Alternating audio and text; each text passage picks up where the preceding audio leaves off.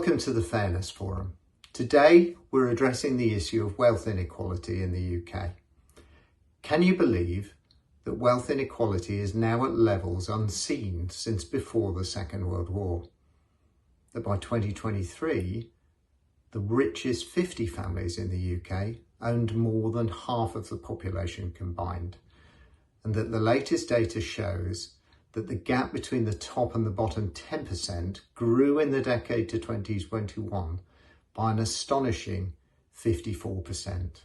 We have to ask ourselves, is that fair? Influential MP and chair of the Commons Business and Trade Select Committee, Liam Byrne, in his book on the inequality of wealth, proposes a number of actions that could be taken to reduce the wealth gap. We are choosing today to explore in depth one of these actions, the idea of introducing a wealth tax. The issue is complex and there are multiple stakeholders, but the good news is that there is potentially a way to tackle this seemingly huge intractable problem using our conflict cracker process. The conflict cracker is a rigorous 6-stage process which has the potential to create the change we all want. It aims to reveal the various value systems that influence human behaviour, allowing us to identify new ways forward that result in sustainable change. Let me explain how this could work for the introduction of a wealth tax. The first step is to identify the problem and the main stakeholders. Wealth inequality isn't just unfair, it's dangerous. Many people these days struggle to afford a long-term home, to be free from poverty, and have the financial stability and headroom to start and raise a family. Wealth inequality undermines economic growth and increases both economic and political instability. And when there is limited chance for the poor to escape poverty, there is a continuous cycle of two-tier outcomes in areas such as health and education. We have determined 8 main stakeholders. So step 2 is to identify what each stakeholder gets out of holding on to their current position. We'll concentrate here on the higher level interests, the ones that really drive what they're doing, as they will have to be met if a solution is going to be sustainable. For low and middle income families, there is little positive in the current situation. For the very wealthy, the current system appears to be working for them, at least in the short term, and if they lack a social conscience.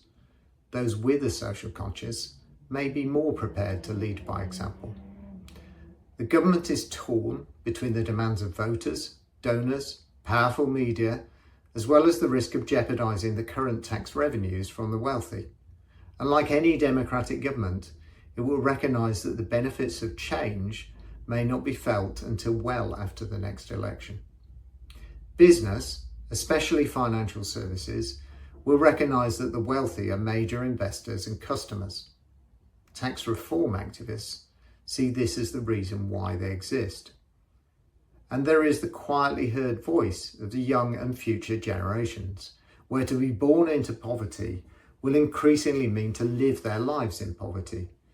But actually, the young of even relatively prosperous families face the challenges of high rents and house prices. The third step is to ask what stops us from resolving this problem right now. This image shows just how deep the problem is. This is where step 4 becomes absolutely critical, identifying a leverage point for action. 2 questions help to define the leverage point. What is common to all of these and what drives all of these? The fundamental leverage point appears to be a lack of will within the Labour government, linked to their lack of a positive narrative and fear of consequences.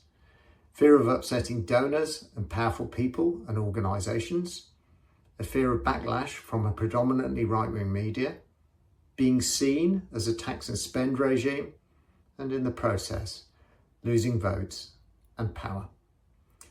The moving away from driver is equally true for other key stakeholders, for example, the wealthy themselves and financial services businesses.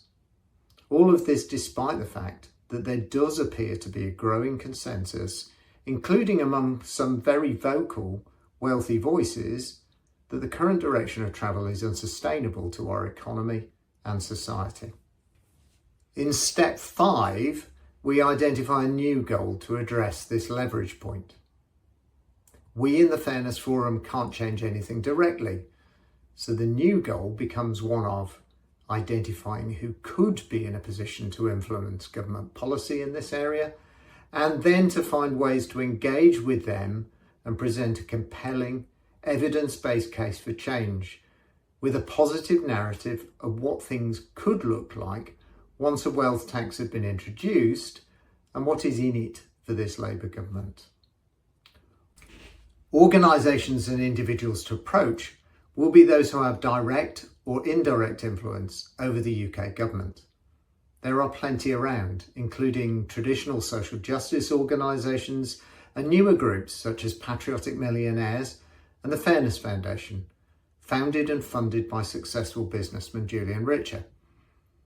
There are significant influential voices in Parliament and wider public life, such as Liam Byrne MP and former City trader Gary Stevenson.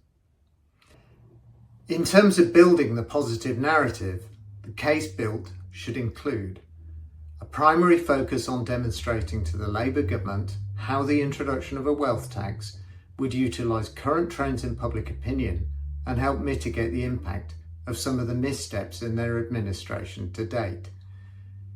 It should include data to illustrate the case for change, bringing in the impacts of inequality and the benefits of a major change.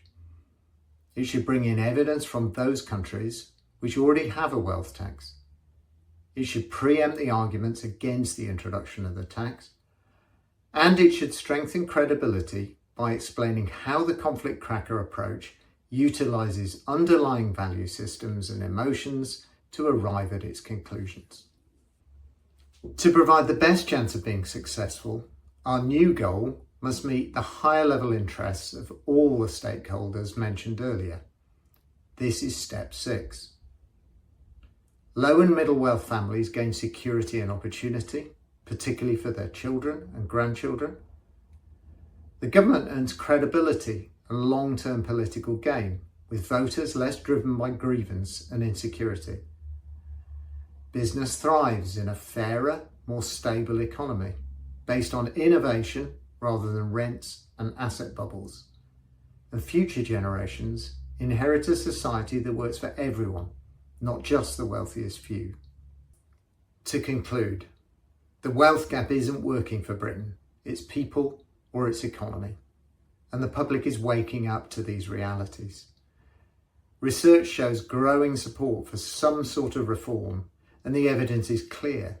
People want a fairer system. They're open to the idea of a wealth tax, provided it's fair, transparent and effective. A wealth tax can begin to address the challenge of the wealth gap if we encourage the right kind of political will. Thank you for watching, and you can find more details of our analysis and our other activities on our website.